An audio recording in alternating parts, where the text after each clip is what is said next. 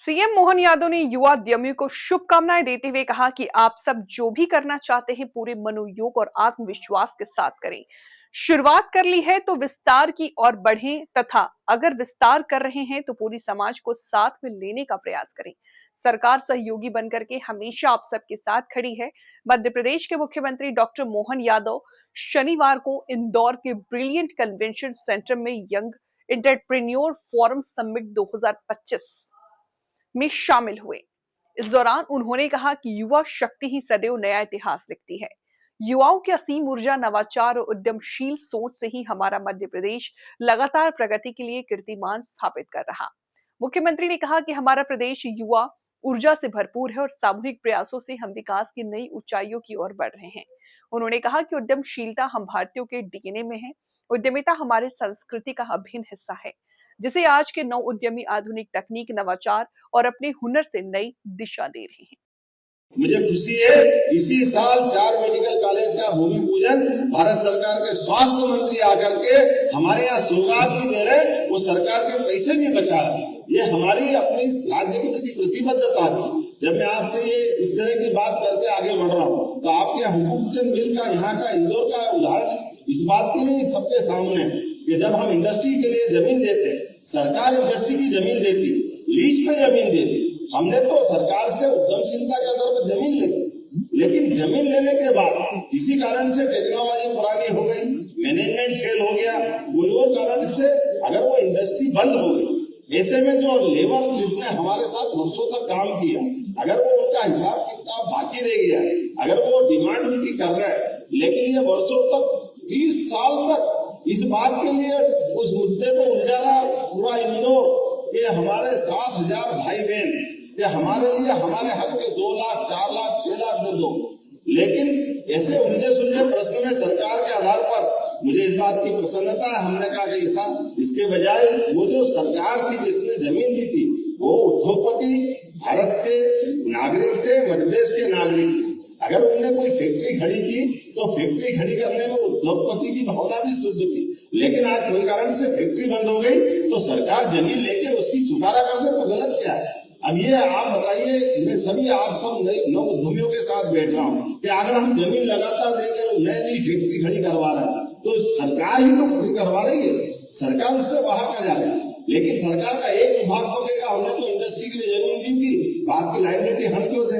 ऐसे में तो डेवलपमेंट रुक जाएगा। तो हमने कहा ऐसा नहीं चलेगा, 300 करोड़ रुपया हम सरकार से ले देते हैं, बाकी जमीन जो बची वो सरकारी उसका डेवलपमेंट करेंगे। मुझे इस बात की प्रसन्नता है। ऐसे में हमने 30 साल पुराने मुद्दे का समाधान भी करा और बदले में 5,000 से लेकर 7,000 करोड़ की एक नया प्रोजेक्ट खड़ा करके एक बड़ा समाधान सबके सामने लाए। यही तो विचारशीलता। समाज के प्रारंभ होने की शर्त सबको कर्ज मुक्त करना और उद्यमशीलता के लिए उतना और धन देना, ये कोई कभी कल्पना कर सकता है कि कोई शासनकर्ता इतना जबरदस्त रूप से धन अपने पास कैसे एक तरह से बांटने के भाव में लाता? लेकिन बांटना नहीं, समाज के लिए संपन्नता के आधार पर विचारों की उद्यमशीलता के साथ आर्थिक संपन्नता के लिए ये अतीत के काल का गौरवशाली पक्ष है।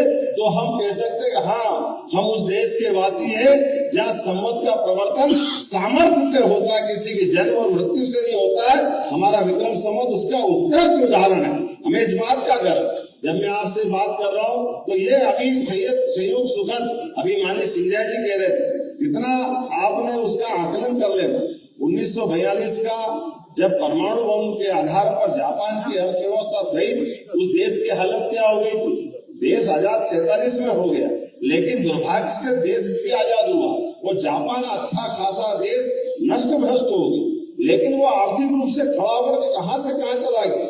लेकिन ये संयोग है कि हमारे तत्कालीन शासनकर्ताओं की दृष्टि देश को उस तरह से ले जाने की नहीं थी। उसका दुष्परिणाम है कि देश अपने खुद के खाने के लिए भी अमेरिका पर लाल गेहूं पर निर्भर रहा।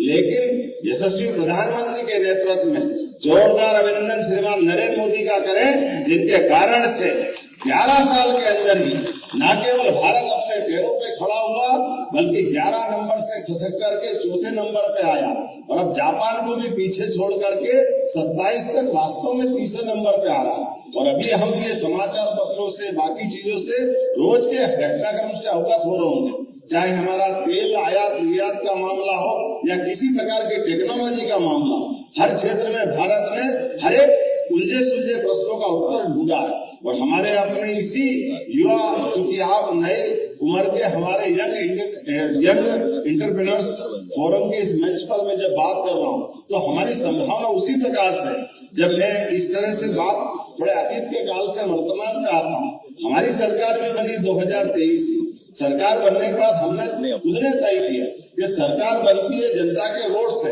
लेकिन जनता के वोट से बनने वाली सरकार का अपना विजन क्या है, वो कहाँ तक जाना चाहती है, वो किस प्रकार से बढ़ना चाहती है, उनके अंदर के हमारे टारगेट तय होना चाहिए। इसलिए हमने तय किया, लगभग 3,15,000 करोड़ का हमारा बजट था। हमने कहा ये 5 साल में डबल करेंगे, तो सरकार में, इसलिए उस तरह से हमने टारगेट तय की।